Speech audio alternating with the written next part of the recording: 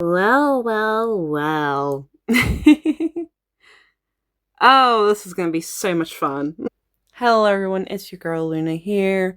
And today we are doing a tier list of the reverse 1999 stories. This includes main chapters and event stories.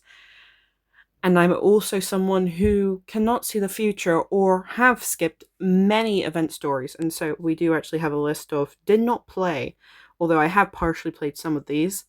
As you can see, noticeable ones that I've made videos on, but I never really finished. But anyways, we are going to be rating the reverse 1999 story for each chapter and events that I played. I have this lovely tier list here. We have our lovely 5 tiers. Incredible, must-have experience. Pulled a 5-star I really wanted. You know that experience. You understand that experience. I've felt it many times.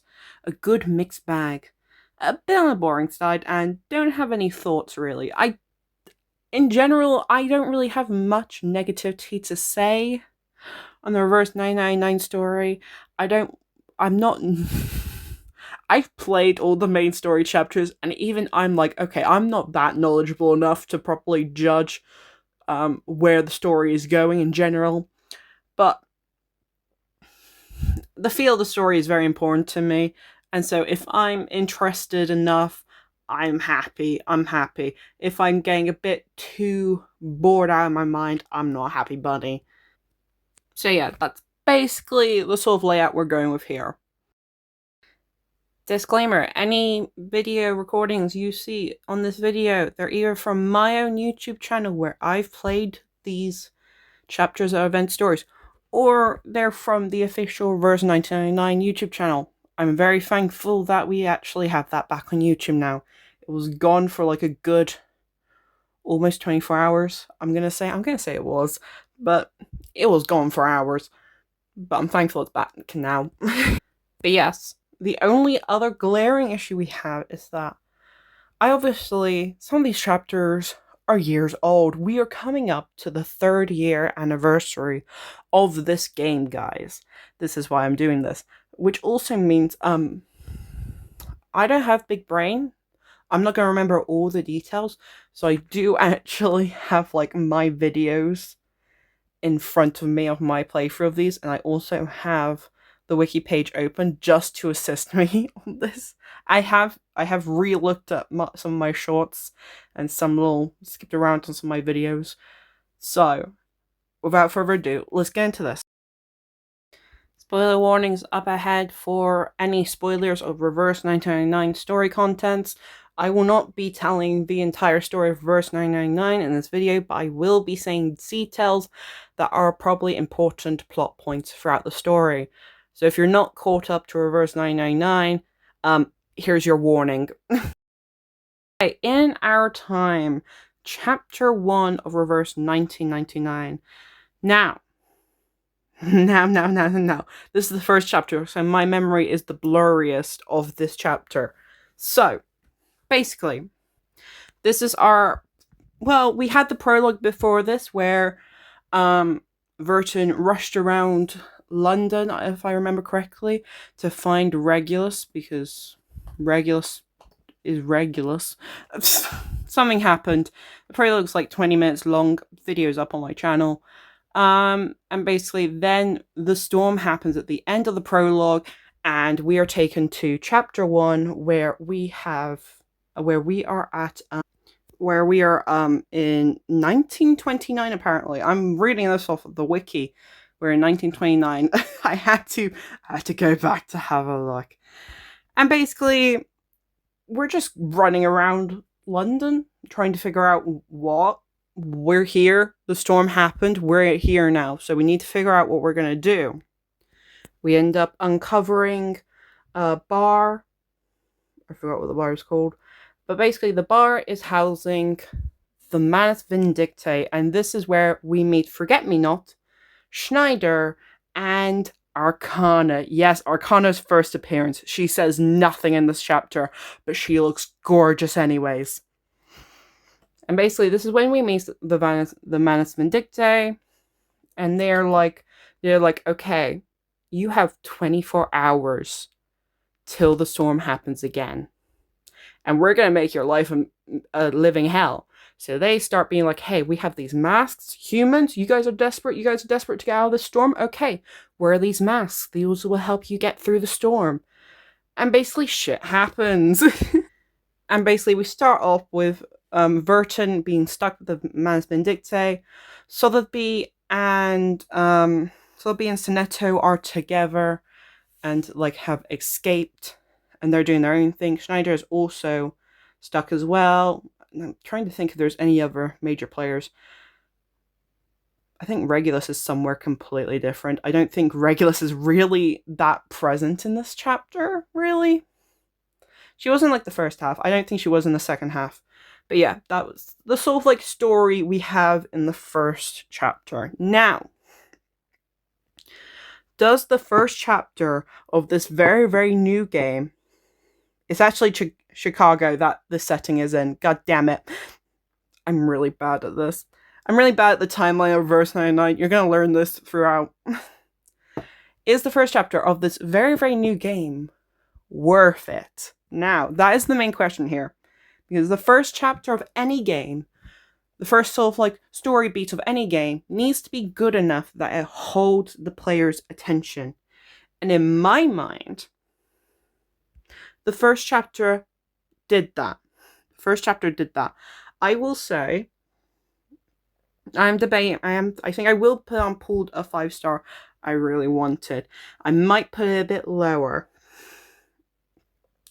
Because I think there was like an awkward moment in between where it's like, what?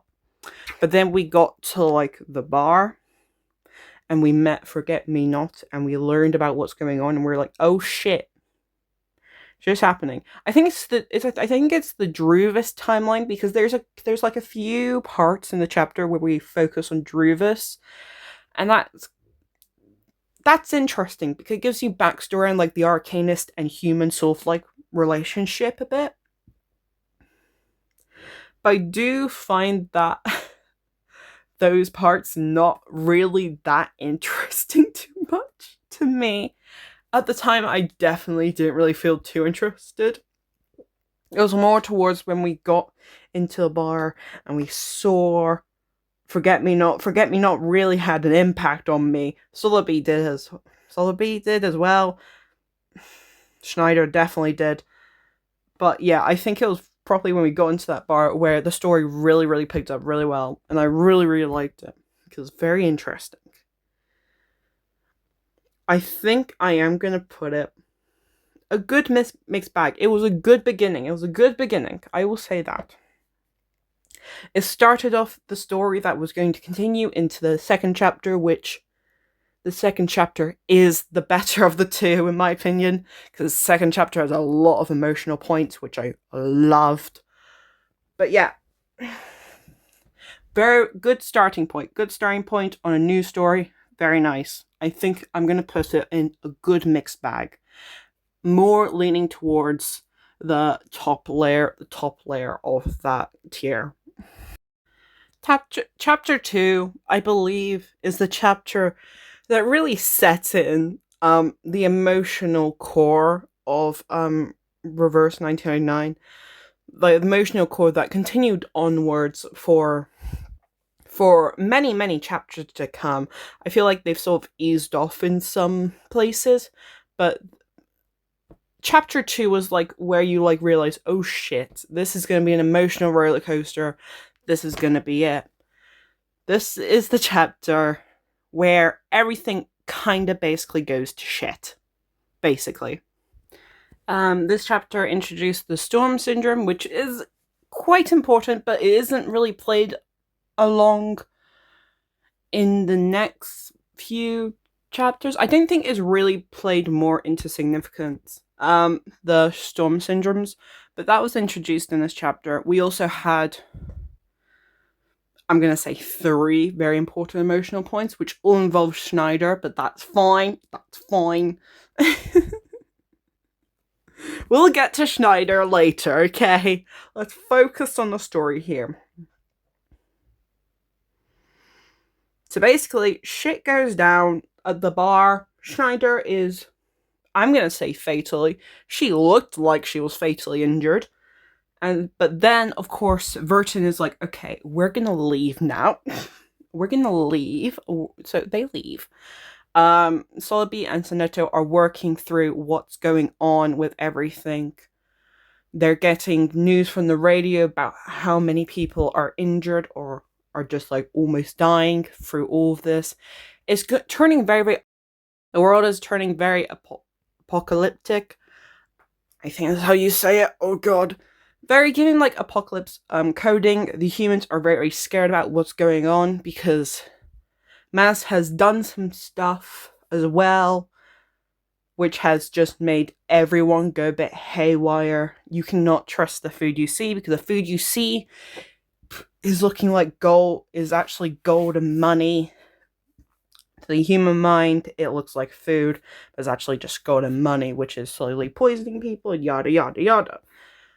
All this comes out to a big boss fight at the very end with Forget-Me-Not. An amazing boss fight, oh my god. Forget-Me-Not losing his temper is incredible. VA work on point. Wow. And of course, the storm happens, and thankfully everyone's in the suitcase and everyone's safe. Or are they? Or are they safe? The humans certainly aren't. And unfortunately, that means many characters.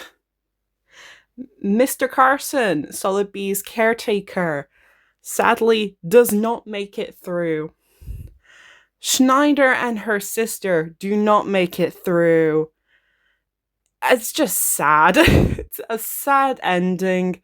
And the very last part of chapter 2, the last scene, is really impactful. And when it happened, you could hear millions of people crying. Or tens of thousands of people. I don't know how many players were playing at that point, but you could hear everyone just like sobbing. Because you grow to really like Schneider. And now we're going to talk about Schneider's journey through this, because Schneider was like one of the main emotional points. Like, Verton and Schneider was like the emotional point for the chapter, while Sotheby and Sonetto were the more logical lore point of the chapter. Like, they really got into it about what's actually going on through these 24 hours before the storm and the storm syndrome. But Verton and Schneider really started the chapter off very emotionally by Arcana tricking Verton into hurting Schneider. And now oranges are a very traumatic thing to the Reverse 99 community because of that part of the story. You also have that lovely scene where Verton's just like fallen, just like, ugh, Verton cannot get up. Ugh.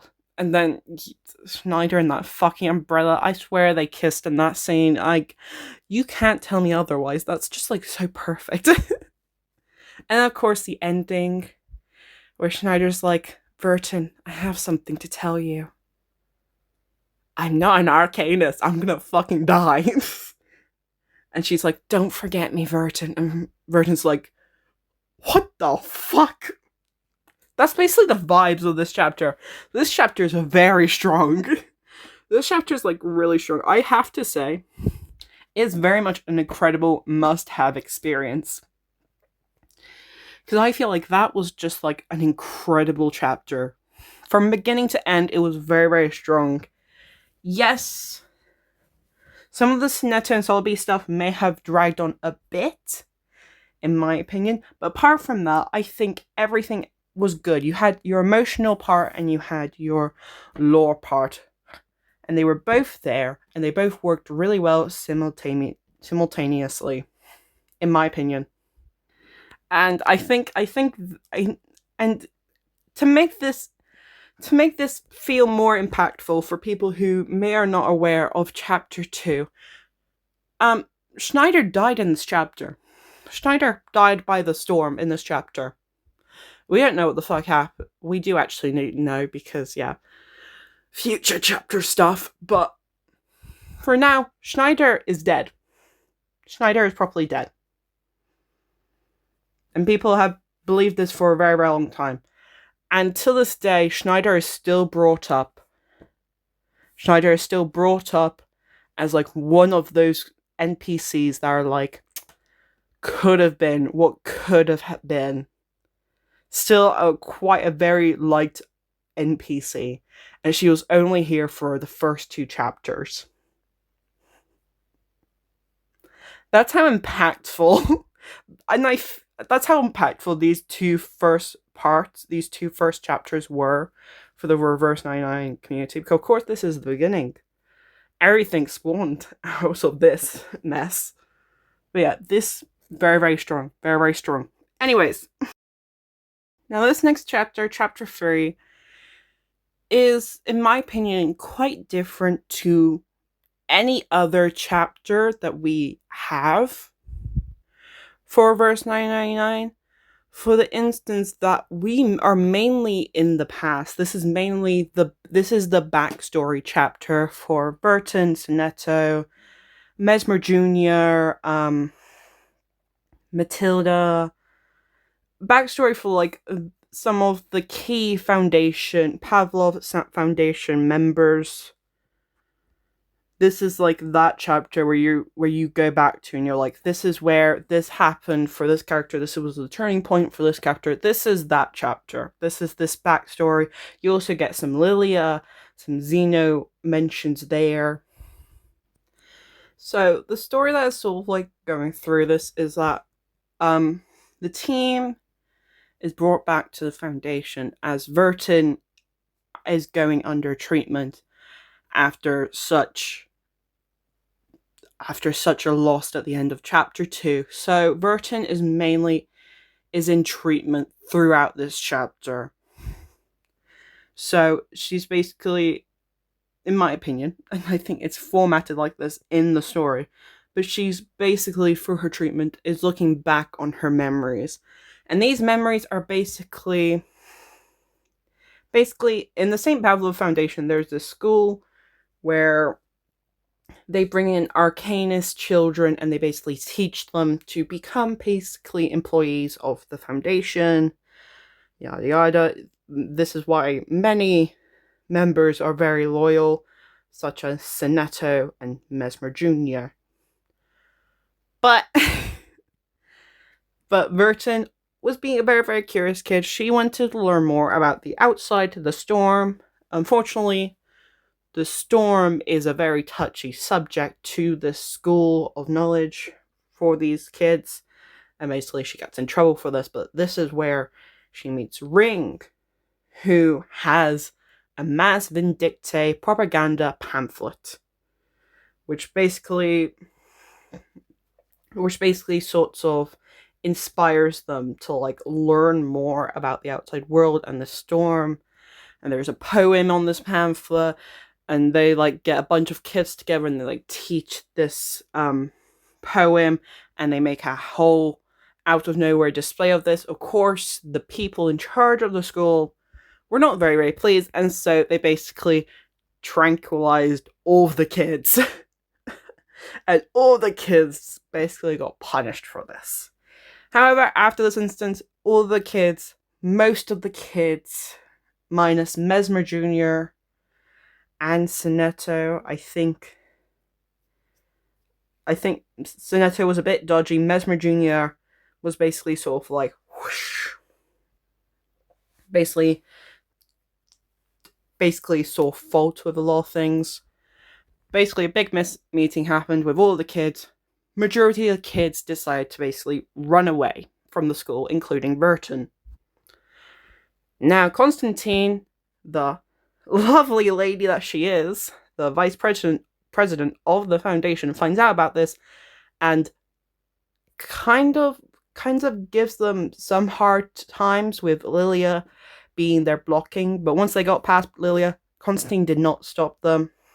They opened the door, and that is where Burton, at the young age that she was at, saw all of her friends, all of those kids, basically get reversed in the storm, including the ring. And that is where the chapter ends, with Vertin, with Madame Z finding Vertin and offering her the job of the timekeeper. That's basically the entire chapter. I feel like I need to go into it because this is backstory. So basically, this chapter, I don't know how to rate it, to be honest, because it is a very important chapter, in my opinion, for the backstory for some of the characters. Most importantly, Vertin. This is a very, very important chapter for her.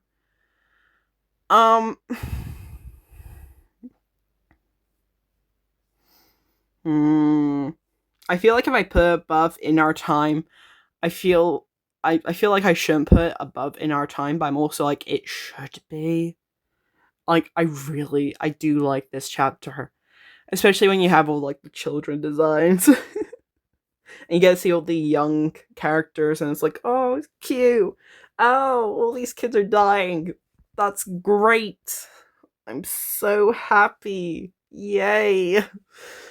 Sarcasm is on point. I did cry at the end of that chapter, and that means something. That means the emotional build-up was there.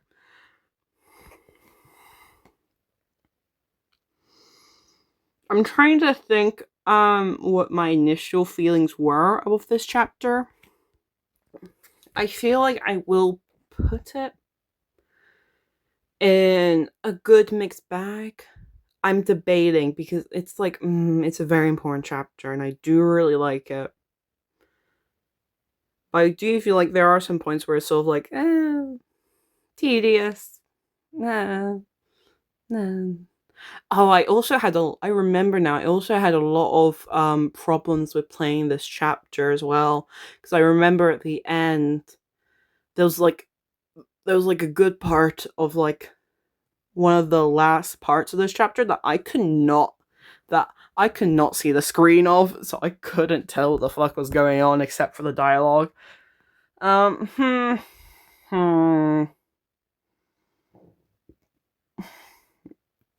See, In Our Time and Chapter 3 are both very top-notch chapters, but they're also have some drawbacks, so I think I'm going to put them in a good mixed bag.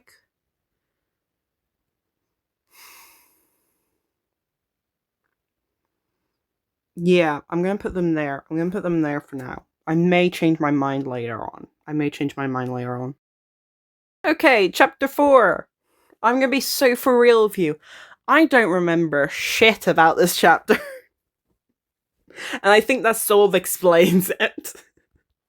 Because I do remember from release that I did not have a great time in the middle of this chapter. But I really liked the beginning and I really liked the ending of this chapter. I think the middle part sort of didn't do it for me. I actually cannot remember the story because I think the beginning of the chapter is Constantine interviews sort of Druvis. Druvis is like, is Vertin okay? And all this, and Constantine's like, Vertin is fine with the Foundation. And Druvis is like, really? Why do I not believe you? And basically, Lilia's here now. Lilia's an adult is here. Yay! We see adult Lilia for the first time. We saw teen Lilia in the last part. Basically, chapter 3 and chapter 4 are yet again a double chapter. Very important. Double chapter. Very good. We like a good double chapter, okay? We do. But I can't remember for the life of me what happened in the mid-part. I think they sort of try to imprison Druvis and Sotheby into their own rooms because they weren't official Foundation members, and so the Foundation were restricting them and trying to investigate what's going on, but also trying to make sure they have control of Vertin. Ah yes, this was the timekeeper timekeeper politics. This is where they decided the timekeeper rules.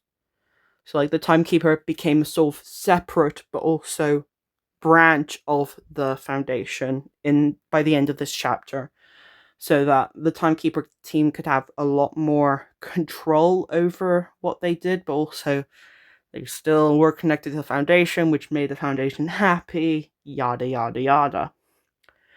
I think the final, I remember greatly the final part of this chapter, because they break Burton out of hospital. It was so fucking, it was so cool and funny. Can you just have Sig Burton just on Lilia's broomstick? Well, not really her broomstick, but you know what I mean. You know what I mean. I won't forget that. And then when they all were like reunited, and it's such a cute picture of them being reunited. It's so cute. I do like it, but I do feel like listen, I can't remember the politics. I'm very interested in the politics side of things, but I also think that Reverse 999 politics sort of leaves me a bit, because yeah, there are a few chapters that are quite politics forward, and that you need to be sort of more in tuned and interested into that to enjoy those chapters. And I am interested in those things, but I think the way that Reverse 999 goes through it, I'm sort of like dead on arrival in some places. I think, but these are like just like specific things, but I do think it was a bit on the boring side in like the middle part, especially since I can't remember and I'm only just remembering as I'm talking about it. But yeah. Yes, because of course this was the Madame Z chapter. Yes, I remember. See, I'm remembering the more I'm talking about this chapter. Yes, this is the Madame Z chapter. Yes, yes, yes. Yes, because the proper poster is "Happy Birthday to You," and she like has her lonely cupcake at the end of the chapter, and it's kind of sad, but also like Madame Z is that lady, and she did help the timekeeper team become more independent. It's a good chapter, I will say that, but it's a lot of dialogue and a lot of politics, and that can get boring at times. But I do think it is a good chapter. It's just boring. It's just a bit boring. This is all up to like interpretation of how you like politics in your story, though. I do think it's a good chapter. I just think it's boring, sort of like middle politics part. But the politics part is also very important to like the rest of the story and our main group, the timekeeper team. But yeah, I think I'll put it on a bit on the boring side. I think I'll do that. Now, prisoner in the cave. Okay. Let's talk about this. Let's talk about this. Okay, let's talk about this. So basically, Prisoner in the Cave is another chapter linked with many other chapters. It's linked with the next one, and I believe the chapter afterwards. I need to remember. I'm pretty sure it is, because their story sort of overlaps with that. But yeah, Prisoner of the Cave is sort of the introduction to what's basically going to be the beginning of this sort of like 3-chapter arc. And so it's very much a sort of like starting point. There's many lovely characters that are introduced in this chapter, such as the adorable 37, who is just comedic gold for her being so fucking innocent and taking things so seriously.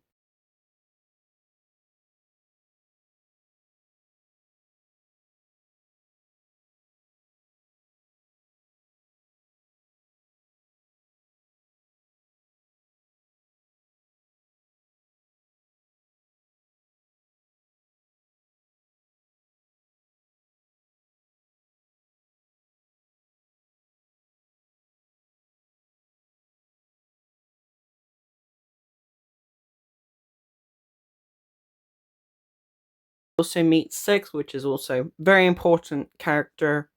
Well, not really a very important character, but very important in this sort of like arc thing, since he's basically the sort of like not really the leader, because there's not really any proper like leader for the island, but he is like the one of the top dog of the island. Basically, this chapter, the storyline for this chapter is that the team go to this island as they got news that this island wasn't being affected by the storm. And so they want to learn more about how this island isn't affected by the storm. However, the people on this island are very mathematically crazy.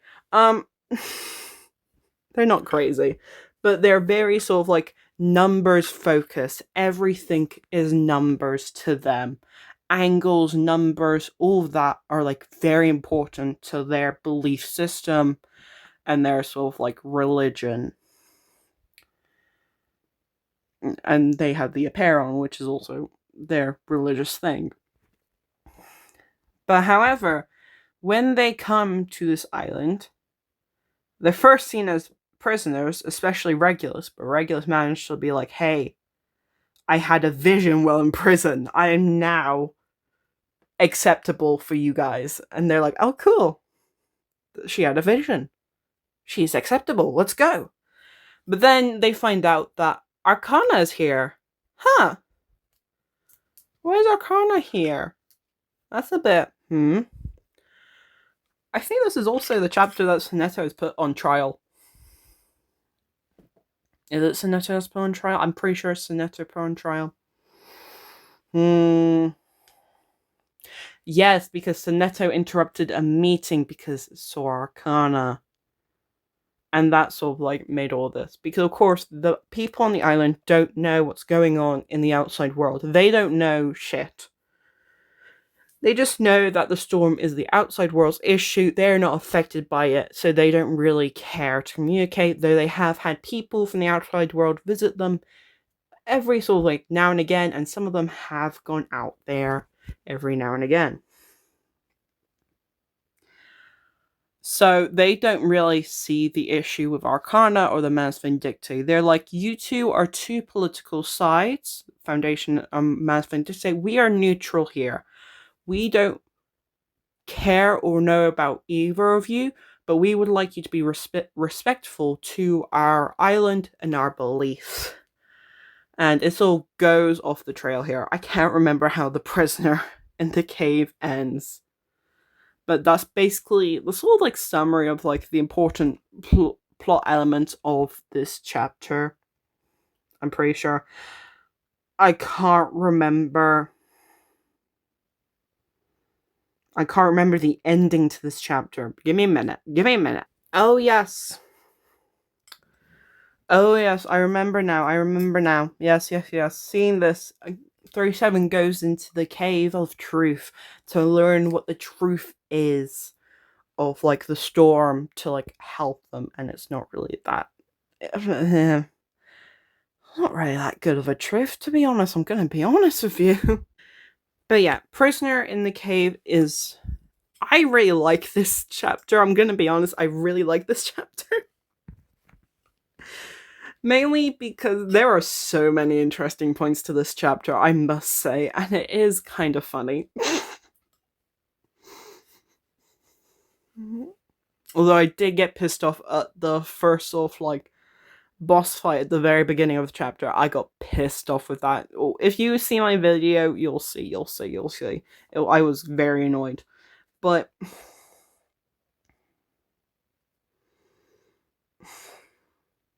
see, here's the thing. This chapter has everything that I like. Has Arcana. It has 37. Has a bit of the funnies, but it also has a bit of the seriousness about what the fuck is going on. I think I like this chapter a lot. I do really like this chapter a lot, I have to say. But it's also the beginning of like one of my favorite sort of arcs.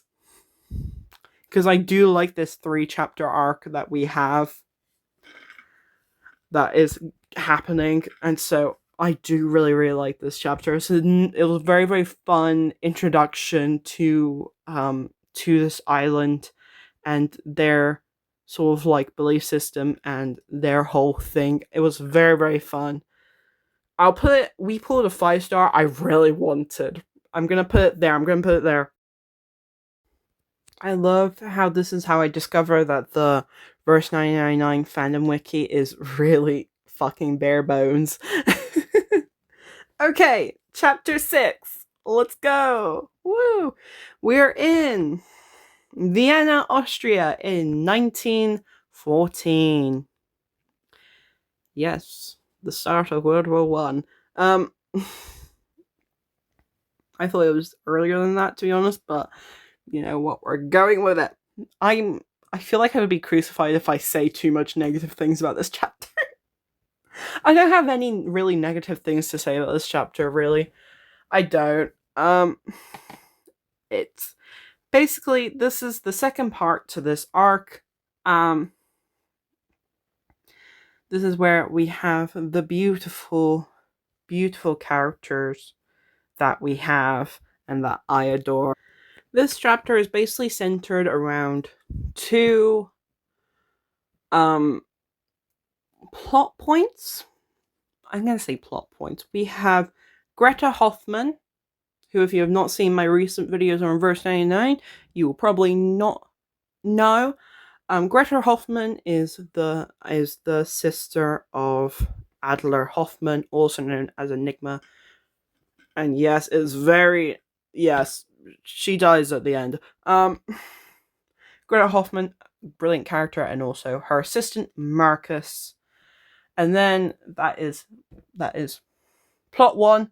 Plot 2 is Isolde, who is an arcanist struggling mentally. She's a opera singer.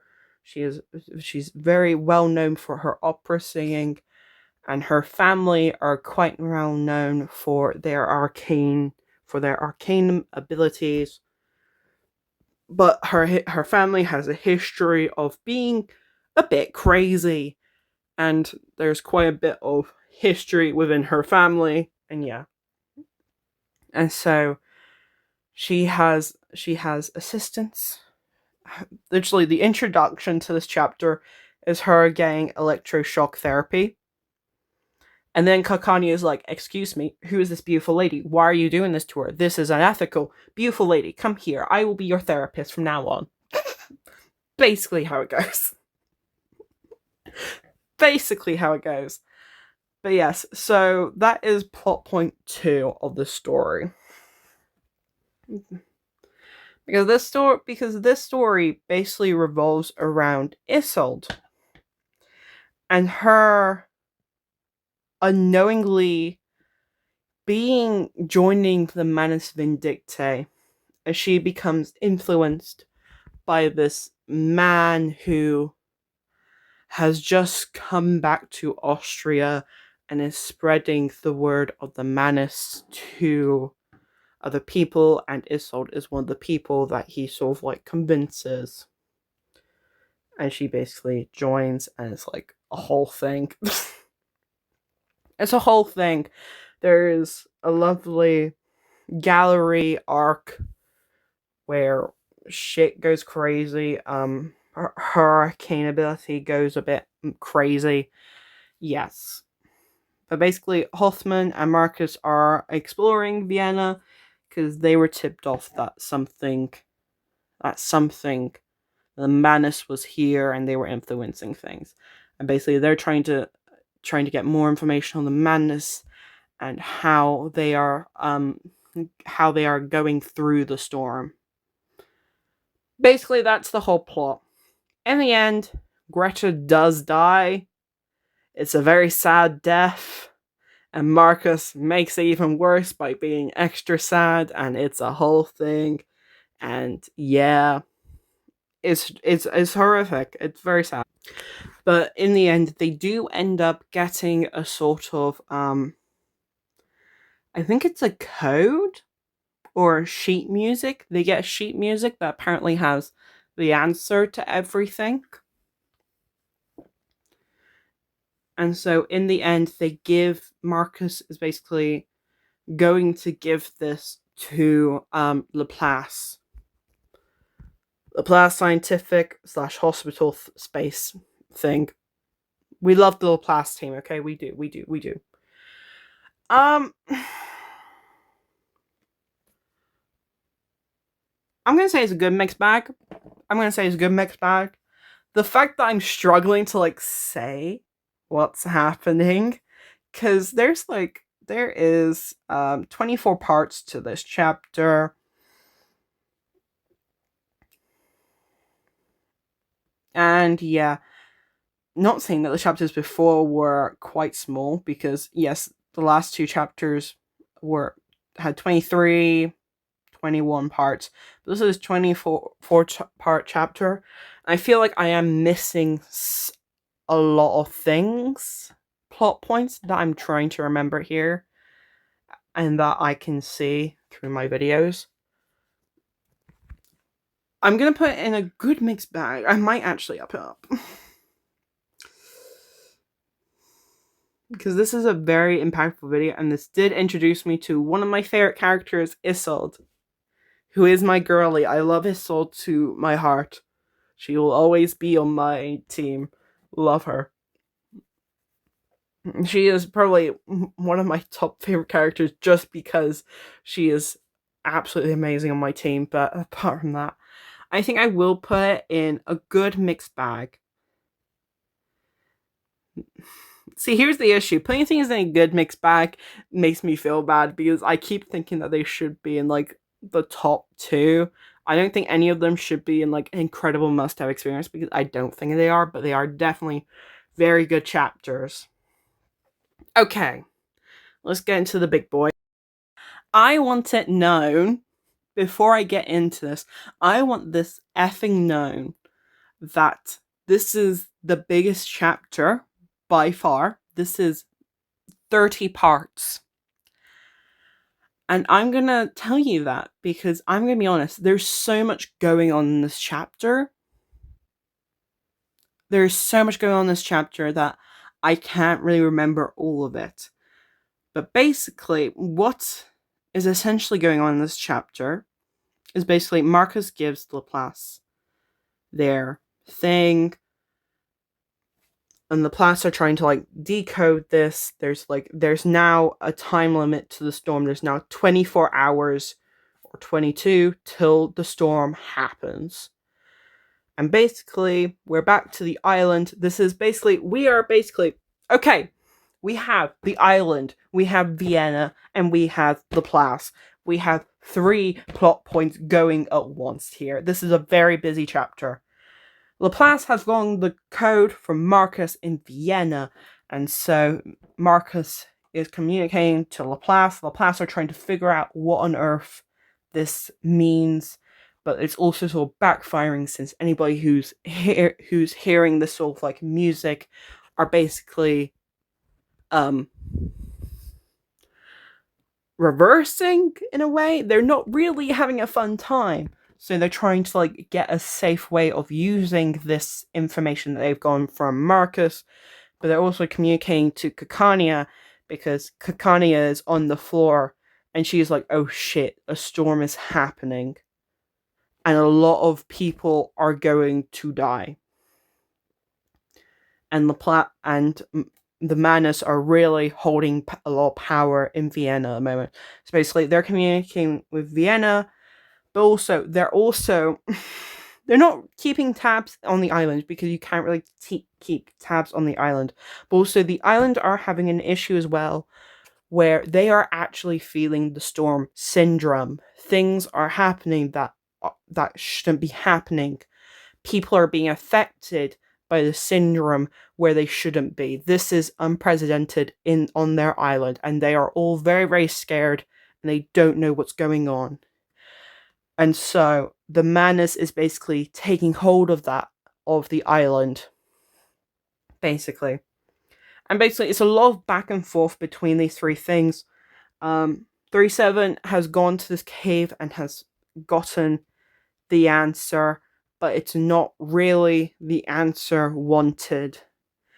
And basically, it puts the island's beliefs in question there. So Six has a very serious talk with her. But a lot of the people on the island are questioning their beliefs in the Aperon, in the truth, and in the numbers. And shit gets real into it in Vienna as Vienna, a world war is starting, and they have found out the existence of this island. And they're like, oh shit, we don't know about this island. This island's doing shit. And the man is basically influencing from the inside so that the humans attack the island. And basically a big war starts over that. And basically this all accumulates into bombs being dropped on the island, the people on the island being very scared. Sophia, the close friend to 37, basically turns to the Manus Vindictae side and becomes a high-ranking Manus Vindictae member.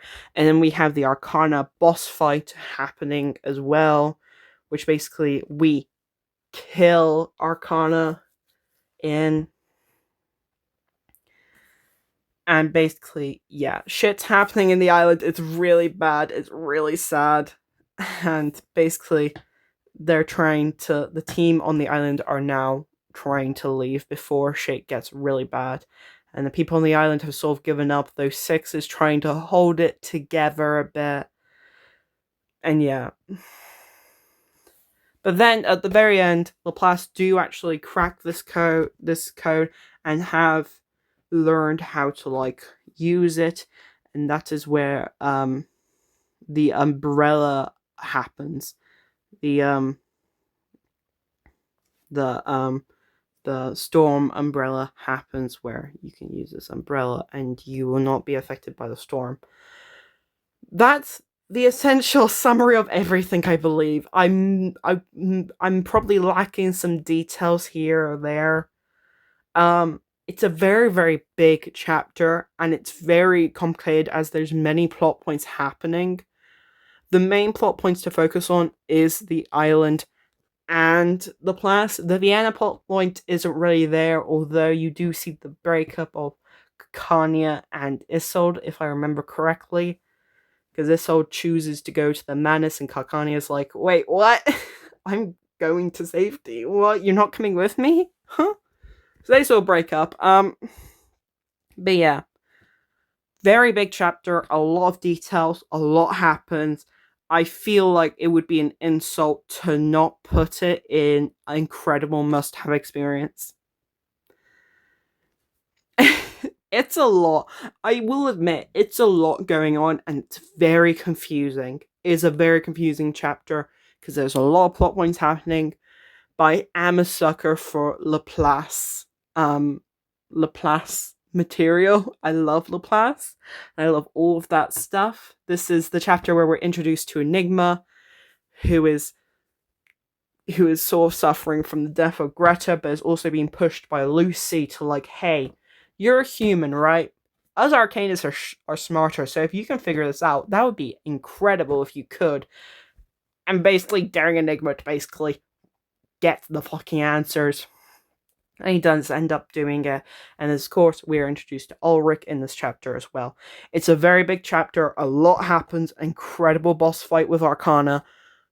I feel like it would be an insult to put anything lower. I feel like it would be an insult to put any lower, because I've had a fucking blast with this chapter. I've made I made 1, 2, 3, 4, 5, 6, 7, 8 videos on this fucking chapter. I feel like I skipped an event story just so I could finish this chapter. It was such a chapter. It was that big chapter that was sort of turning point for everything. But yes, that will be where I will put it. Okay, we're getting to this chapter now. Oh god. Tristes Tropicaires. I absolutely butchered that. Oh god, here we go. I am gonna say stuff that is gonna upset some people. This is probably the chapter that I will probably have the most negative opinion on so far. That's your warning. This is not gonna be rated too highly. We are looking at the lower tiers here. Lower and middle tier here. Basically, this chapter, I'm gonna be completely honest with you guys. Completely honest with you guys. This chapter, let me see if I can get more information on this. Yeah, again, reverse 999 wiki is failing me. Basically, we're going to. Are we going to Mexico? Where are we going in this chapter? I forget what the setting is. It might be Brazil. It might be Brazil. I can't remember. You Google, why do you do this to me? Here we go. Chapter 3. We're going to São Paulo in Brazil. There you go. I'm gonna be completely honest with you guys. I'm not gonna say I don't like it. I find the first part of this chapter quite boring. I'm gonna be completely honest with you. I find the first part of this chapter quite boring.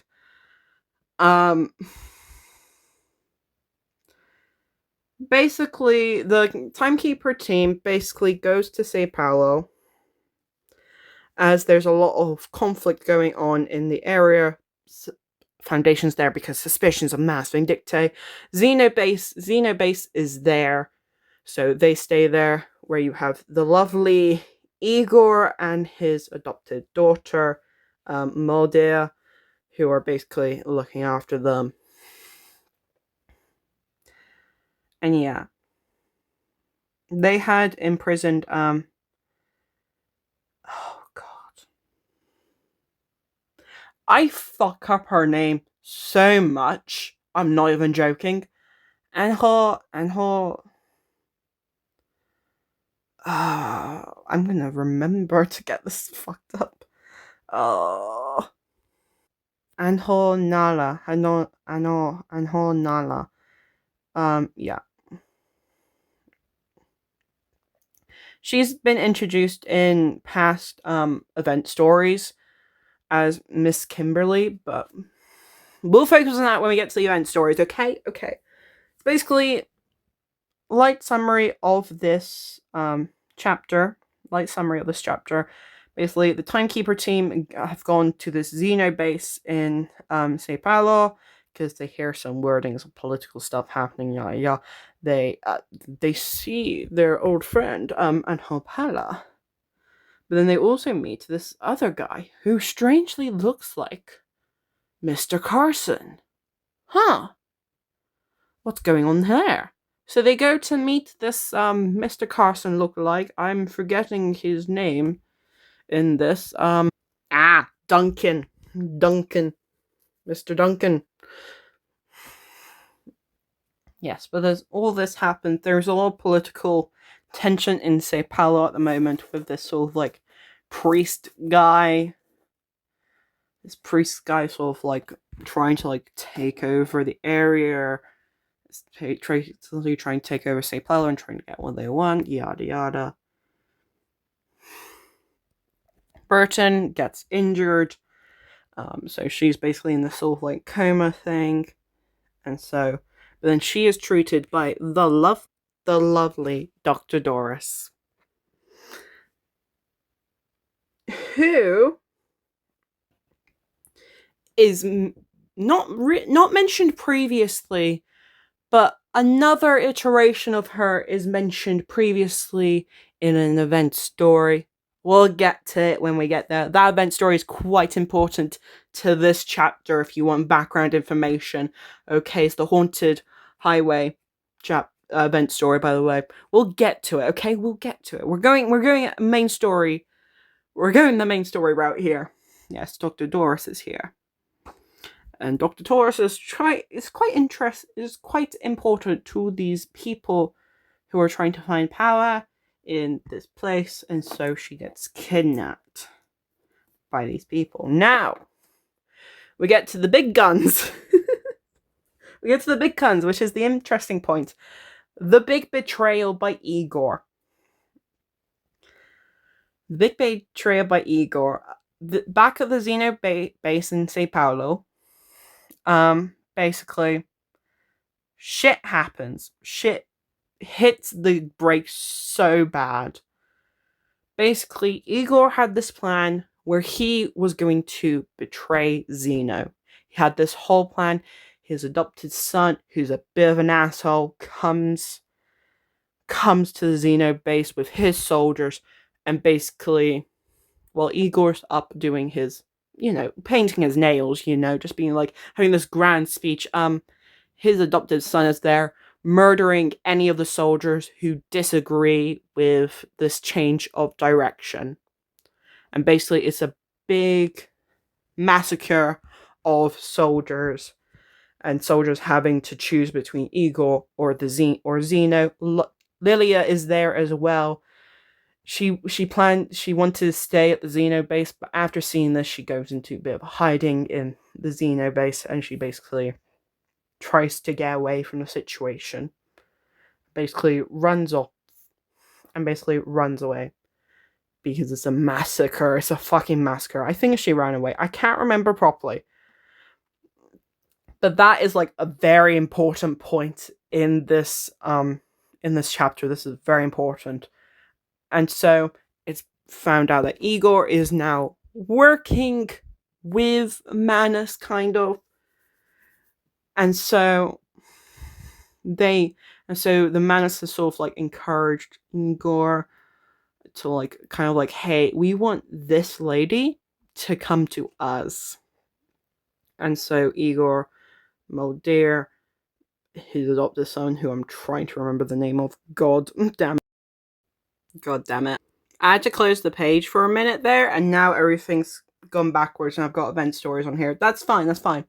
The son's name is Ptolemy, and basically they kidnap Dr. Doris because they need her. The Manus need her, and so they basically kidnap Dr. Doris and basically take her to where the Manus want her.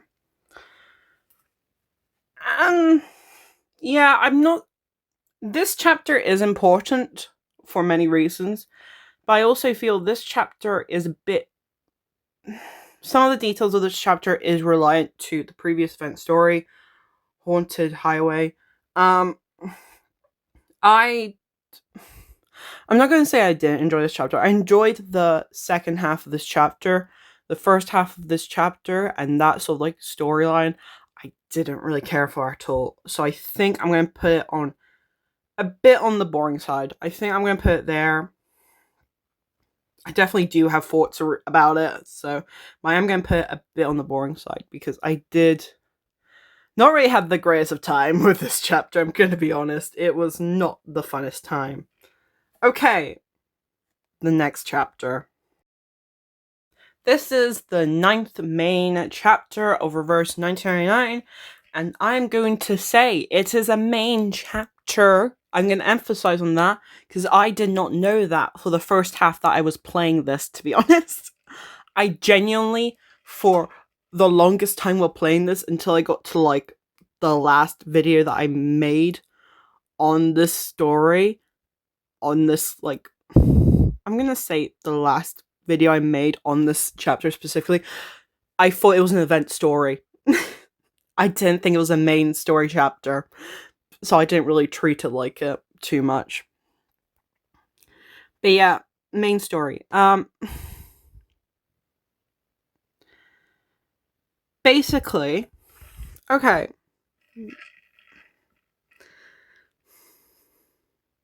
This story does have a sort of like event story feel to it, unfortunately. I'm gonna say unfortunately, it does have an event story feel to it. I do like this chapter. I think I'm gonna put it in a good mixed bag. Because the vibes of it doesn't really feel like a main story chapter to me, and that's probably why I got very confused on whether it was a main story chapter. But okay, basically, you have the beautiful Recoleta. Recoleta, an aspiring writer who's been having a bit of like a pen, having a little sort of like a friendship via a letter with someone who's in this miraculous prison. In this prison where literature basically takes hold. Everyone's sort of a literature nut. Everyone's really into literature of all kinds. And Virgin and Sonetto want to go to this prison because they heard that Dr. Doris and the Menace have gone through this prison. And so they meet up. They find Recoleta. Recoleta tells her, "Oh yes, I remember. I did see this. I did see someone looking like Dr. Doris going to the prison." And so Recoleta basically takes them to the prison as sort of an excuse for her to go to the prison as well, because she wants to find her little friend that she's been writing letters to back and forth. And so basically, they get a feel of the prison. They meet a lot of NPCs. They meet the Idealist, who's very impactful. There's like and sort of like territory war of like sort of like literature and all that and all their little things. You meet Aleph here. The Doctor, the proper sort of like main story aspect of this story is the secondary parts of the story. There's the main parts of the story, and then there's sort of like a switch part of the story where you get to see Dr. Doris's experience through this prison and her interactions with these characters. And basically how she interacted with them before she leaves this prison and decides to carry on with the Mass Vindictae to Antarctica. And so, yeah. By the end of this, Aleph basically, Merlin, the Doctor, Idealist, basically says, "Hey, she's not here. She's gone to Antarctica.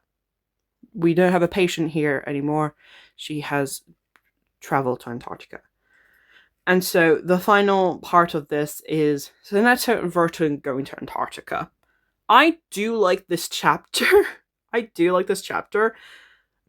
But it doesn't feel like a main story chapter. It feels such like an event story chapter to me. Like, it's not even funny. Like, I'm gonna put in a good mixed bag. I think that's gonna be the end result here. I liked it for its parts, but I think at the end of the day, I feel like this chapter will never feel like a proper main story chapter to me.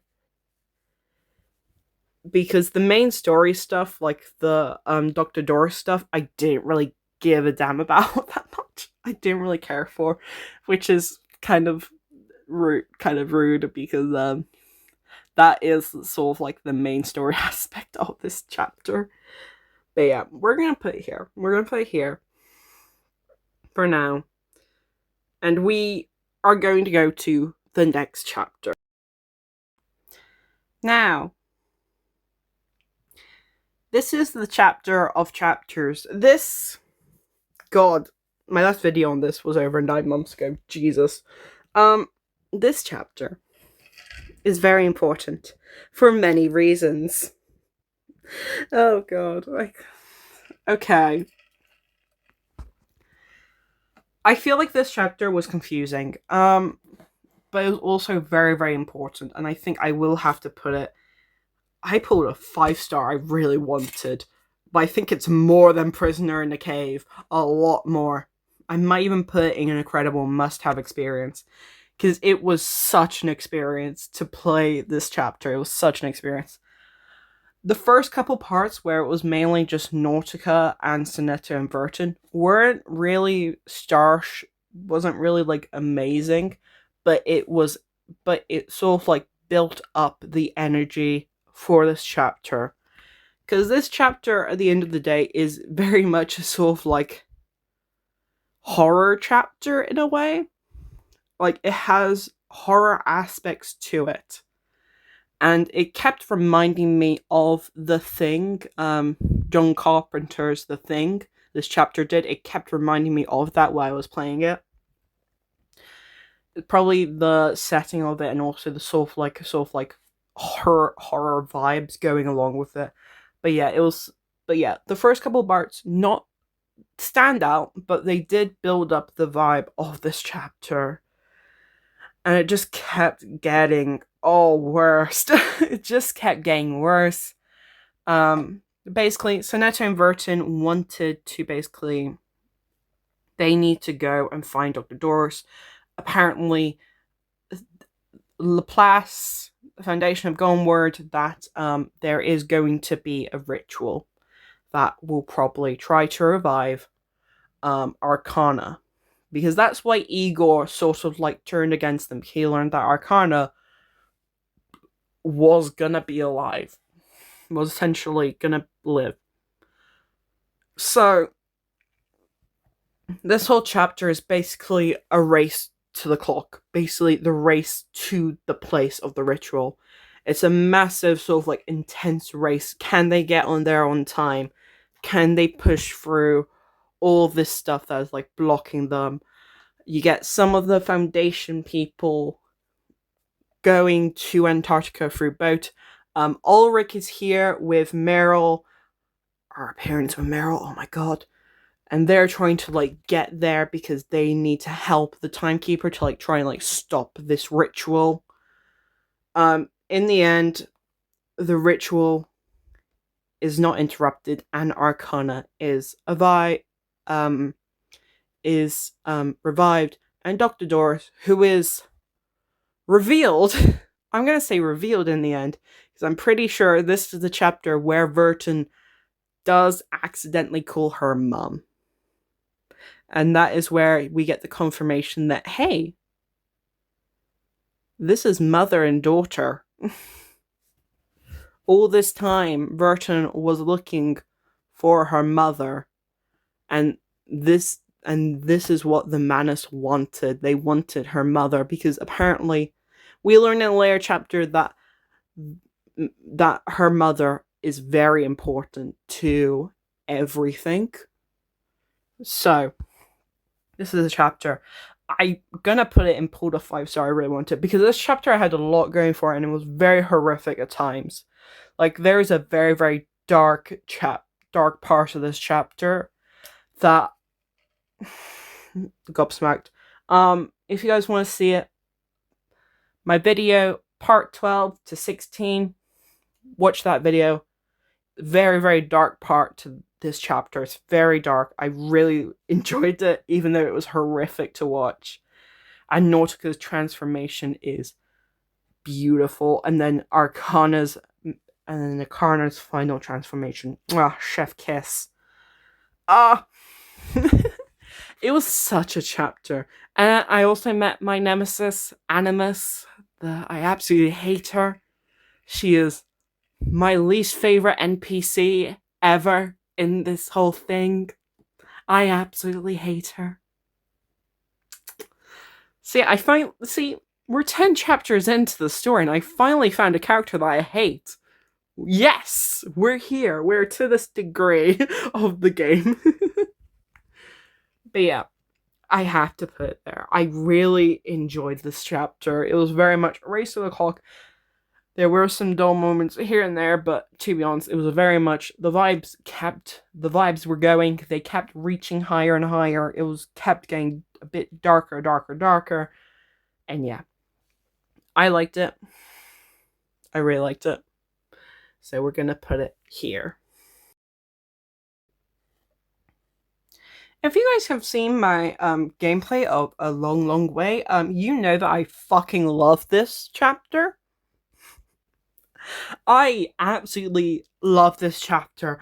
I would even put it incredible must-have experience for me. I understand that I may be an outlier here for how much I love this chapter, but I fucking adore this chapter. This is probably one of my favorite chapters of the whole main story. Full stop. Full stop. I absolutely love this chapter. So Long Long Way is very different to the other chapters because it is not.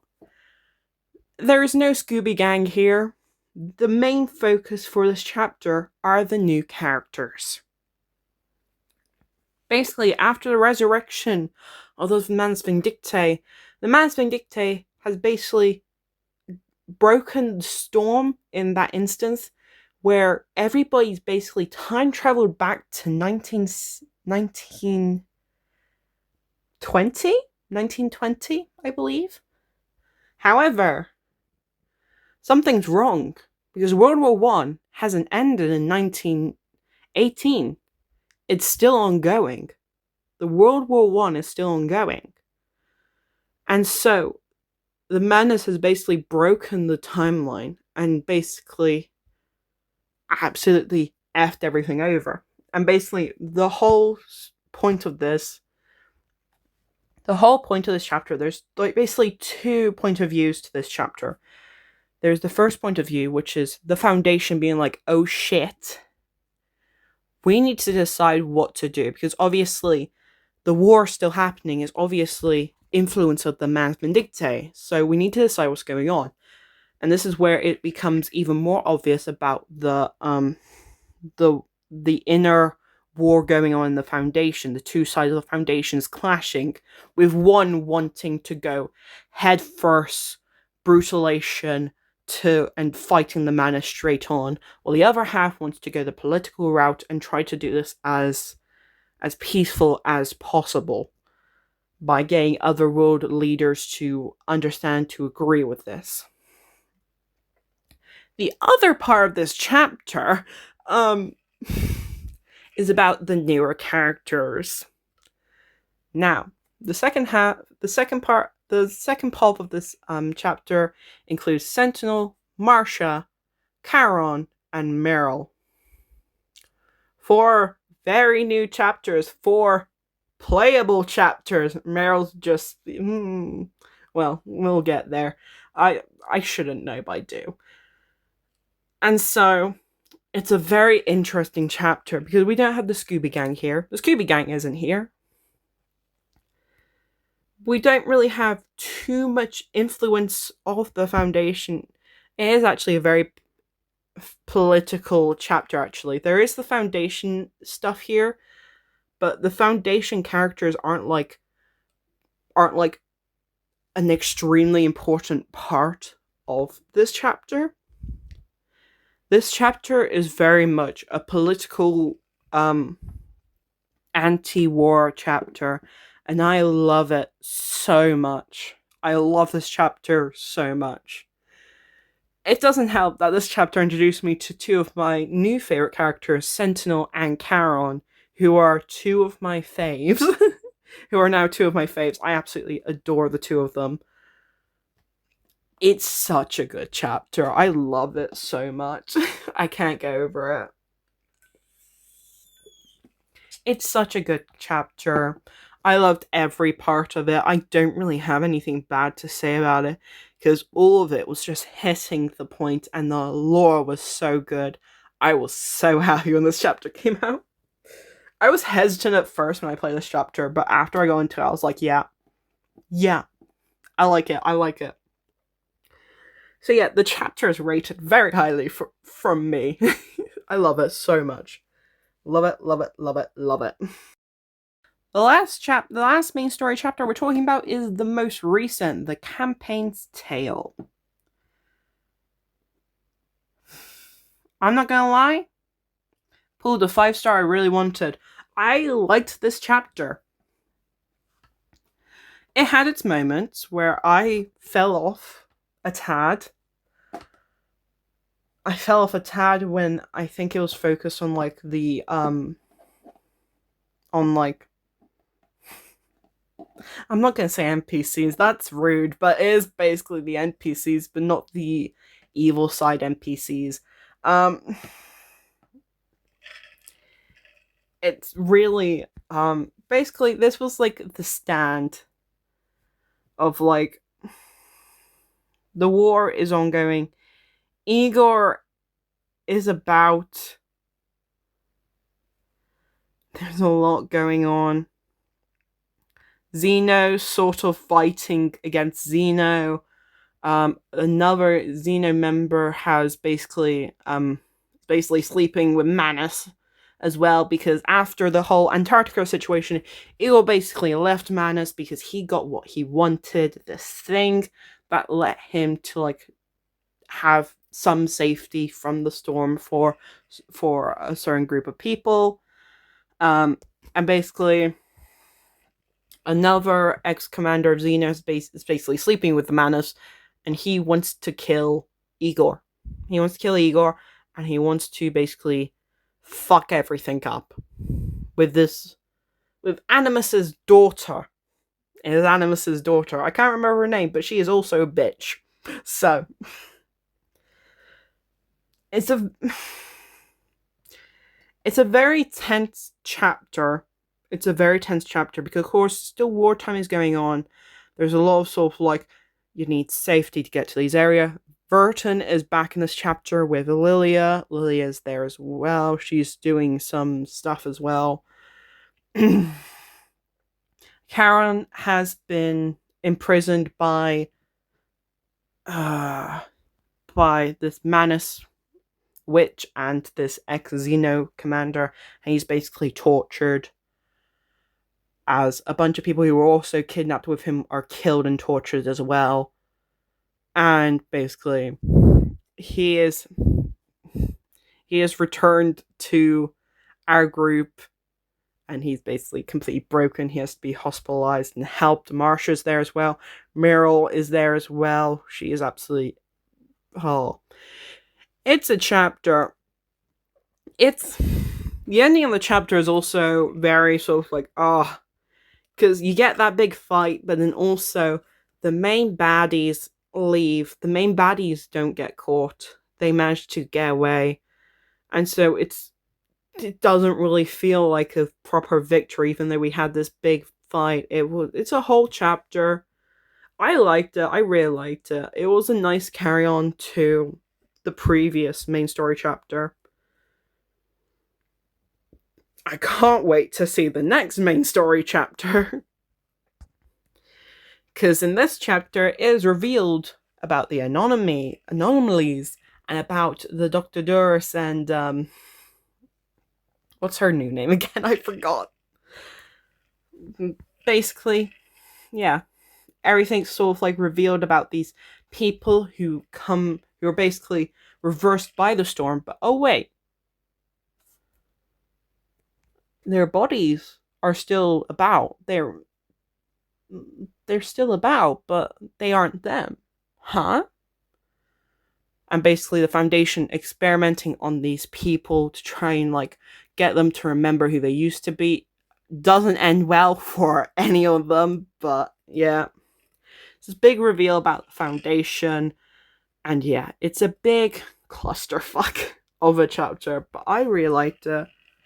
A lot of people have very sort of like differing opinions on the big reveal of like these people who are like reversed, but then it's like, oh wait, they're not dead. They're still about, they're just not them anymore. Yeah. There's a lot of different opinions here, but I will say I like the chapter. I really like the chapter. I got sad when I saw Charon, but hey. Anyways, that is all the main story parts. As you know, I can't comment on next chapter because that will be coming out at some point. Alright, we're going on to event story now, guys. This is going to be a roller coaster. I hope you're ready for. It's time for something that everyone loves, the event stories. Woo! I have seen in the past that there are like mixed opinions on event stories.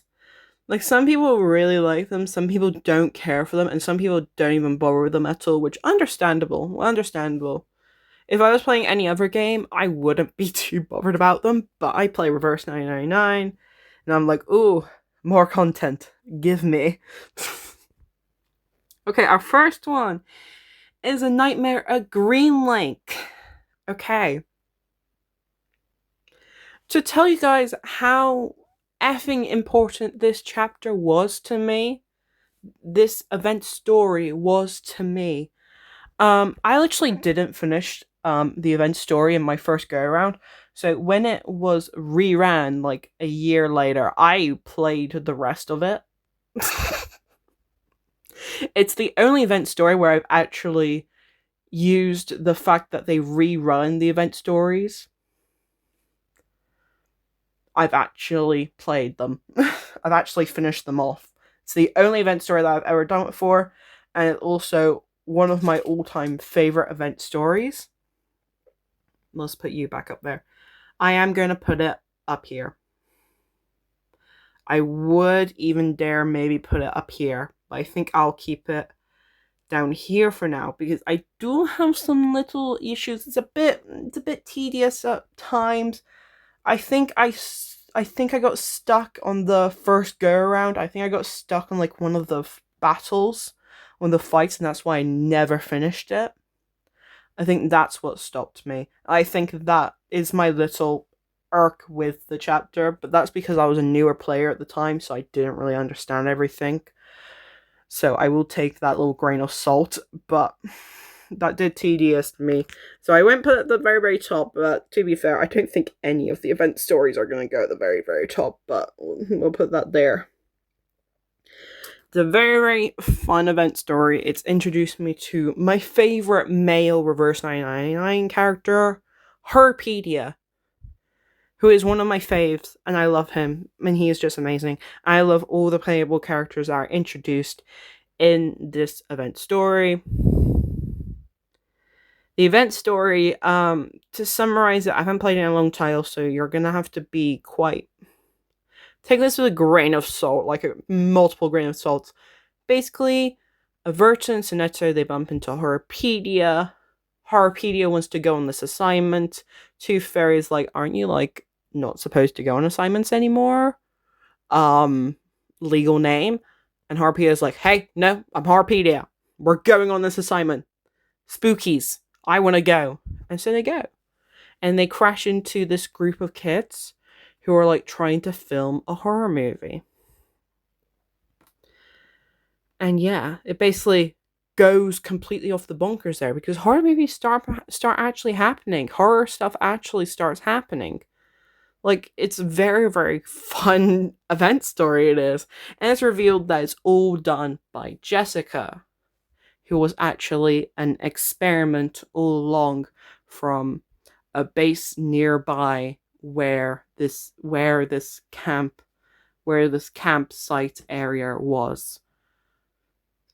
And she basically sort of like found love with Blondie and all the stories that Blondie was doing as a child, and she wanted to like interact with Blondie as a child, and basically, yeah, she ended up just making the whole area into a horror show just for Blondie, and it's super cute, and I love it. Oh, I love it so much. It is my all-time favorite event story still. I don't think I've ever played. I don't think so. The Midnight Whistle might. The Midnight Whistle is probably up there, but I think this is my favorite event story by far. By far. I'm hoping I get a better one in the future, but so far this is my all-time favorite. Anyways. Okay. Revival the Alluru games. Basically, Furton, Ezra, Laplace member, meets Spathadia. Mezempok is also introduced in this event story. Spathadia wants to revive the Alluru games, and they're all just like, hey, why the fuck not? Why the fuck not? It's basically this whole adventure to find the place where the Alluru games was, find the spirit of the Alluru games, and basically bring back the Alluru games. I'm gonna be honest,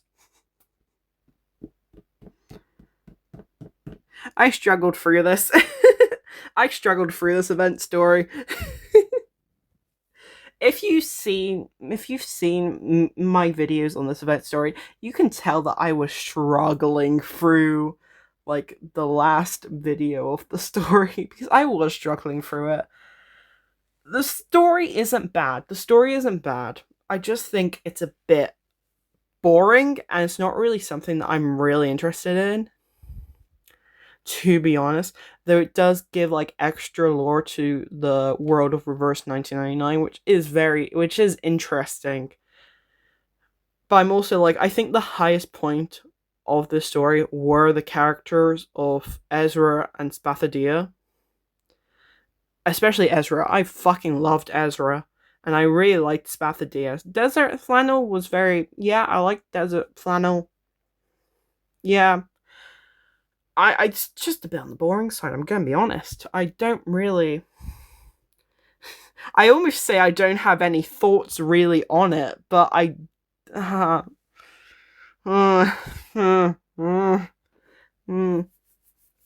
don't know. It was something. It was a something event story.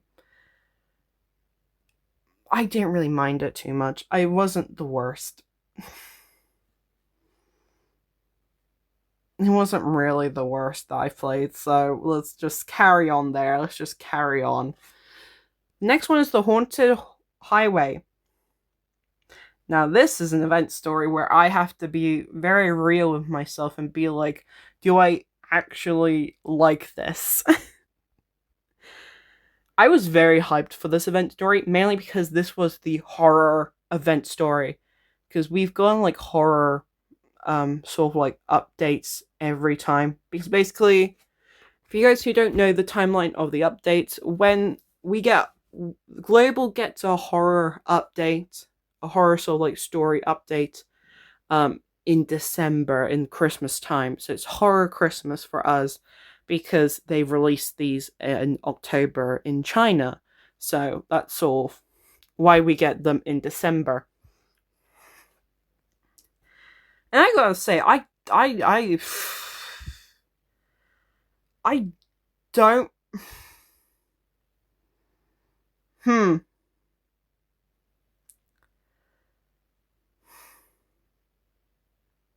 Basically, we're trying to find Barbara, a journalist, Barbara. We're trying to find Barbara Verton and all this, and they bump into Argus, and then the car doesn't work. The car doesn't work. We can't really travel anywhere. So we go to this hotel where Tuesday works. And then shit happens and a guy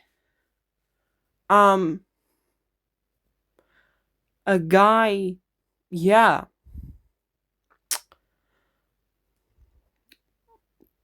Yeah. Yeah. Not much really happens. The guy happens, and then it's basically a mystery of finding out how and who did it. It's basically revealed that Tuesday in the hotel is sort of like a thing. Yeah.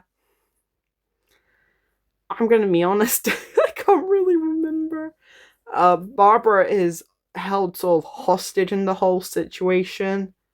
Yeah, I don't. I feel like I have to put in a bit on the boring side. There are aspects I like. Yeah, again, I like the characters. I like the characterization of the characters. But yeah, again, the story isn't really. Yeah. I felt like it could have been a bit more, and I feel like the ending was sort of like, huh? Huh? Huh? I can't remember what the ending was, but I remember being sort of like confused and be like, all right, okay, sure. So we're just gonna put it in there for now. We're just gonna put it in there. Now, this next event story is a proper roller coaster of things. We're gonna put this in mixed bag. This is going in mixed bag. See, okay, I did 5 videos on this chapter. I did on this event story. I did 5 videos.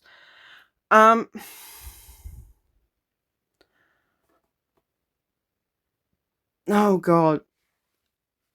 It's a mixed bag. I say this is very much a mixed bag. I feel like I could have liked it more, but I sort of got like bored when it got to like the whole backstory and explanation of everything, and I got like, okay, I don't really care too much. I didn't really like, I didn't connect to any of the characters. I didn't really care for the flashbacks and all that. I don't know. But there's also very, very strong points. Like, this introduced me to Loggerhead, who is like one of my all-time favorites now, who is just an amazing character, and I fucking love her design. A very good voice acting going on in the chapter. The ending was quite something. It was a very dramatic ending, very big shit show ending. I really liked the ending, but I feel like I didn't really connect to the story that much. I feel like I was there in the beginning, and then a bit I sort of like trailed off. But then I came back to it when we got nearer to the ending, and I'm like, oh yes, let's go. Ending time. Whoa. But I feel I doesn't. It wasn't the strongest. It was a mixed bag. It was a mixed bag of goods and bads for me. I will say that it's a mixed bag.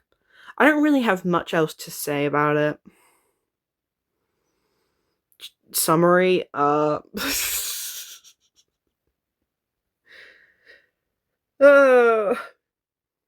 it's a very mixed bag when the summary is a struggle to try and like piece together. Yeah. I'm so sorry. I'm so sorry for anyone who likes this event story. Well, for the past 3 event stories, I'm really sorry. It's just how it goes. It's just how it goes. But yeah. Not the best, not the worst. In the middle. Now, this is important. This is a collab event story.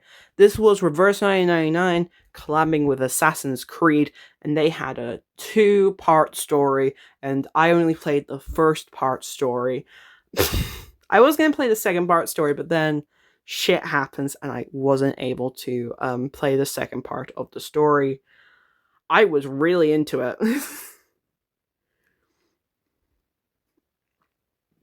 I will yet again say a good mixed bag. A good mixed bag. I will yet again say a good mixed bag, I would say.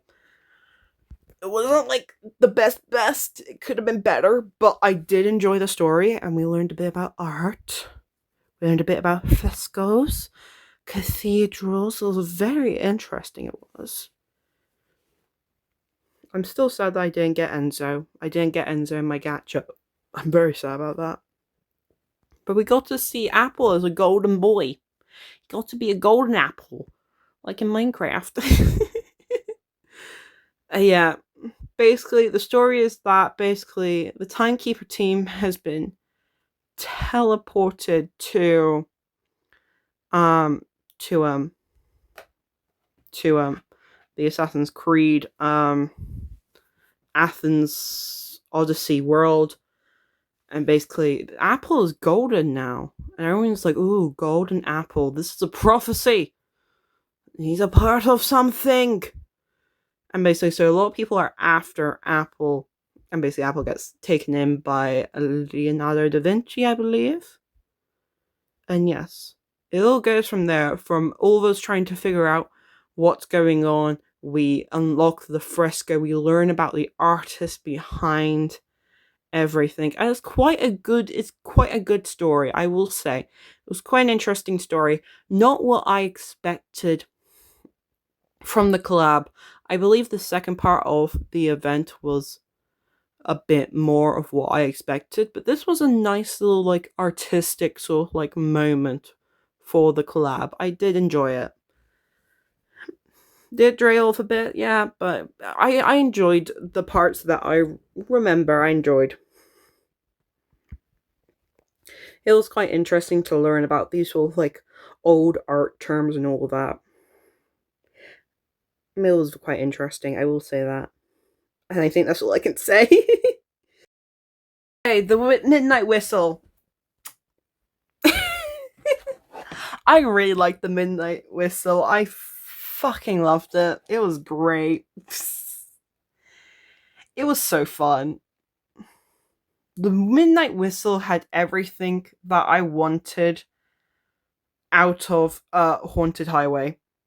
It was I loved it. I loved everything. It was so fucking good.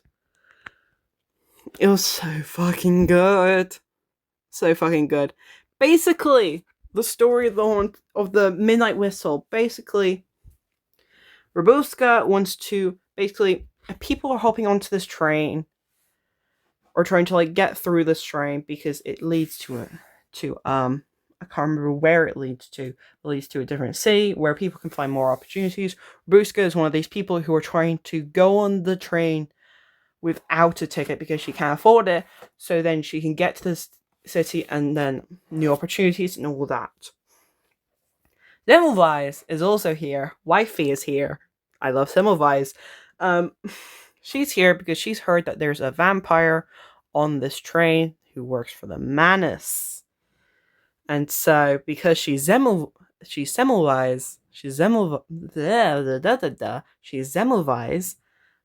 and she knows the vampire shits and all that stuff.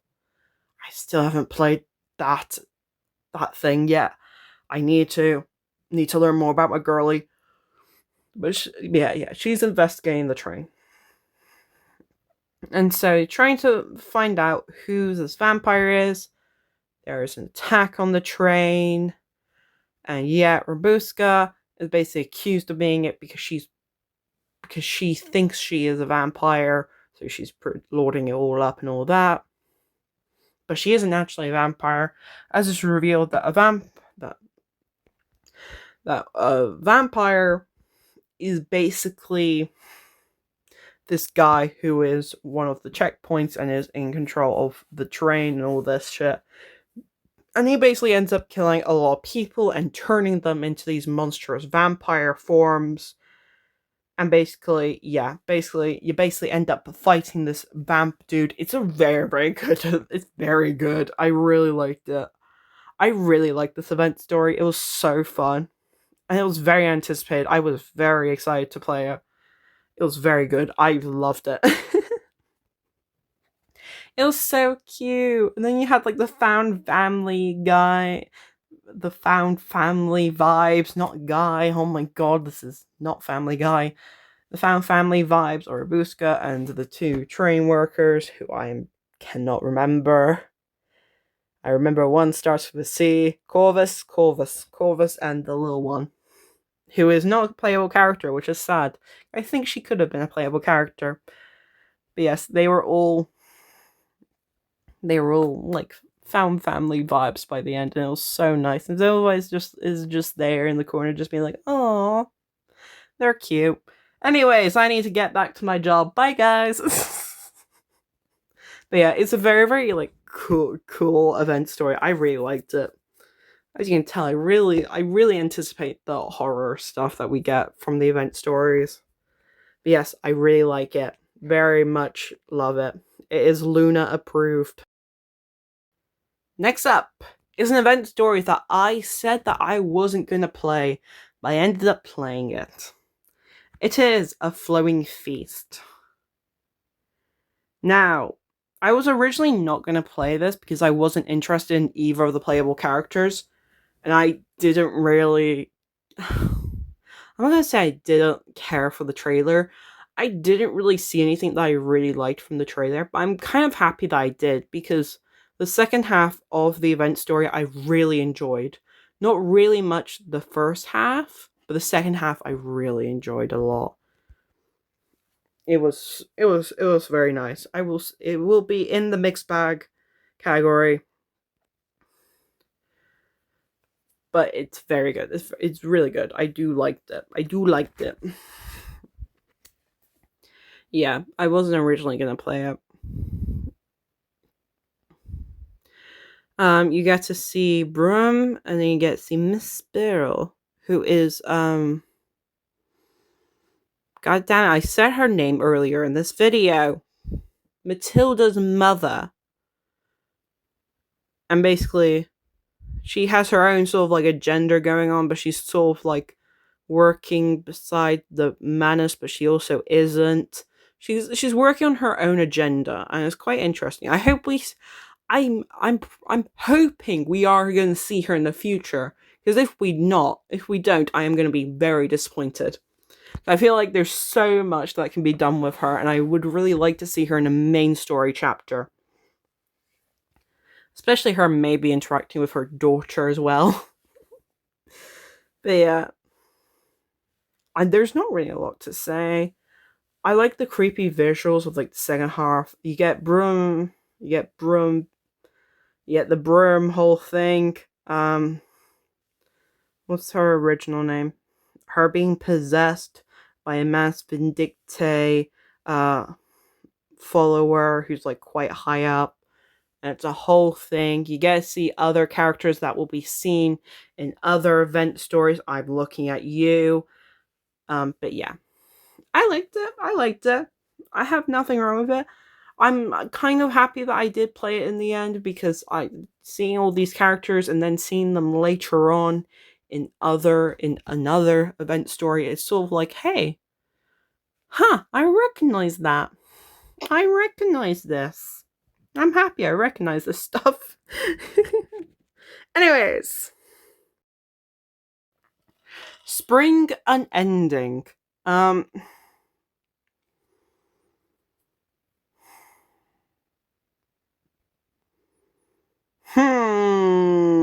I liked spring unending. I did. But I felt a bit let down by the last couple parts of the chapter. But also, I predicted what was gonna happen in the chapter. I was like, I met her. I met Master Ren, and I was like, yeah, you're gonna be the villain. You're gonna be the main villain behind everything. I can tell. You have that vibe. As soon as I met her, I was like, yeah, I see where this is going now. I see where this is going. Which is a bit disappointing, because they did go the way that I thought. But to be honest, there wasn't really anything else. I'm gonna put in. I pulled a 5-star I really wanted, but it's gonna be low on that tier. It's gonna be low on that tier. But I did really like the story. It was very interesting. I wish our main character was an actual playable character. I wish she was one of the playable characters from this update. But I'm happy with our 2 playable characters that we got from this update. I'm very happy. It was a very, very interesting sort of like story, because it really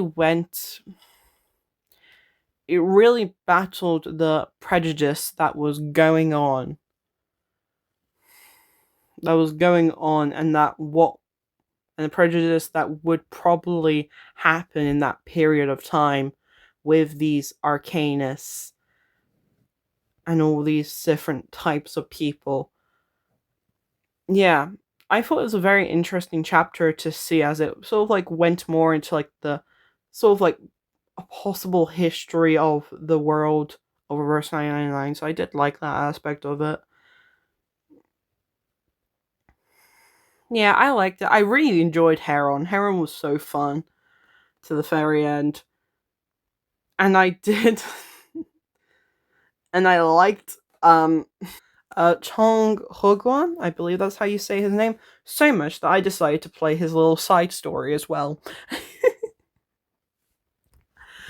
And he is now on my team, and I fucking love him as a playable character. But yeah, I did really like the event story. Yeah, I think I'm happy with that. Okay, we are on our second to last thing we are putting in the tier list today, and it is the Turquoise Serpent Club, one of the recent event stories. Yeah. Yeah, yeah, yeah. I really liked the Turquoise Serpent Club. I really did. it was kind of twisty and turny, and there was a lot of unexpected sort of like, oh, okay, little like turns that we had, like the little mouses playing as the main art director, and it was like, oh, okay, bit out there, but I like it. And he had like the references to like other like sort of like Manus characters, and I was like, okay. And then you learned more about the anomaly people, because it ended up being that the person who was at fault here was doing it all so he could like reunite with people who were dead, but then they were basically just reversed by the storm and they came back. But yeah, it's a whole thing, and I think it was a good event story as the afterpoint to this. I think it was a good event story to have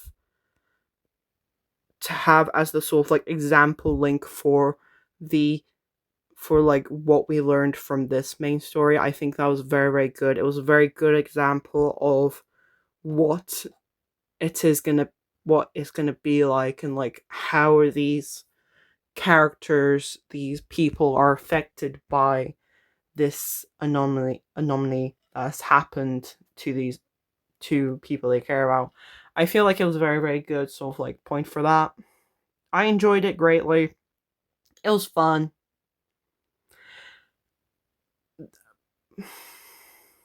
I can't really say anything else. It was a fun ride, it was. I think I would look fondly on this event story. It was just a bunch of fun. I did like it. Lorenz. Then we got a bit of the Place at the very end, which really worked well with our next update. Anyways, let's go to the final event that I've played. We all know where this is going.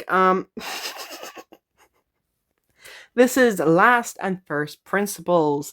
This story focuses on Enigma Adler Hoffman as he battles through his grief of losing his sister, Greta Hoffman, but also trying to deal with the Foundation trying to take control of Laplace, as he is now the director of Laplace since Lucy has decided to go on a little holiday in the timekeeper's little bag suitcase. But yeah, it's focused all around Enigma and Laplace, and I really like it because those are two things that I really like. I was very excited for this update. I was, because I really wanted Enigma. I didn't end up getting him in the end. I didn't, and I'm so sad about that. But I had such a blast with this event story. And it was so fun. I was so happy when I got through it and seeing everyone. I was like, oh, this is my happy space. These are the people that I love. These are the characters I love. I love them all. Oh my god. Oh, it was great fun. I loved it. It was such a fun time. I liked it so much. I want to be back. I want another Laplace focused event story or chapter. I need my family again.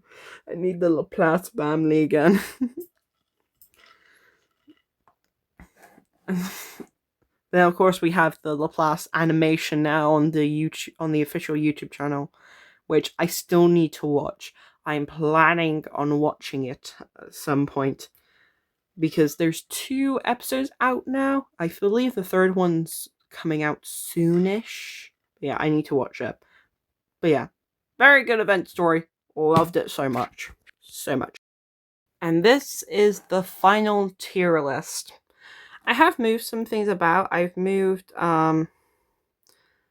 El Oro de los Tigres up to a good mixed bag, and I've moved chapter 3 up to pull to 5-star. I really wanted. In Our Time is still where it is. I feel like I'm fine with that. But yeah, I feel like this is it. This is the tier list. Overall, I really like. I want to say this now. This is a special video for the 3rd anniversary of Verse 1999. I wanted to like look back on the past story and the past chapters and event stories that have come out. And I have to say, I love Reverse 1999. It is one of my favorite games that I currently play. And it is and it is the game that is sort of like the main focus of my channel. Like, I play a lot of other games on this channel, but every week I try and upload a Reverse 1999 video because I really do love the game and I do like to look at everything. And there's so much stuff that I still haven't seen that I want to play. Like the Semmelweis stuff, I still want to look at. Anecdotes, I want to do the anecdotes. I want to learn more about the characters.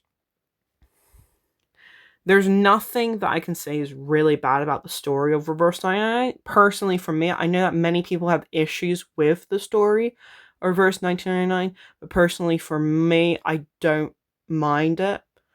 After all, I'm not the one telling the story. They are telling the story to us, and I'm just gonna appreciate it. I'm just gonna appreciate it, take all the turns that they take. Will I point out the parts where it's a bit like, this is a bit boring, this is not really my cup of tea? I will, but overall, I really like Reverse 1999, and I'm so happy it came out. I'm so happy it came out when it did. Just such a fun time, very memorable moments of the game. And I'm gonna say it now, Reverse 999 isn't everyone's cup of tea. I'm very aware of that. Some of my friends have tried Reverse 1999 on my word alone, and they did not like it, and I understand that because it's very much dialogue heavy. It's a very dialogue heavy game with not that much fight scenes. But thankfully, it does do really well on the story front in multiple cases. In some areas, they do drag on a bit, but overall, I think it's good. It's a very good game. It's a very good game in my opinion. And I love most of the characters so much. Love them so much. So much. I literally have the trading cards, so I have to like them. But yes, that is it for my video today. I hope you guys enjoyed this. And this was interesting to hear my opinions on Reverse 1999. You guys probably have differing opinions to me. I would love to hear them in the comments down below if you would like to share them. But for now, that is it. Thank you guys for watching, and I'll see you guys when the next update comes out and we play the next main story chapter. Goodbye!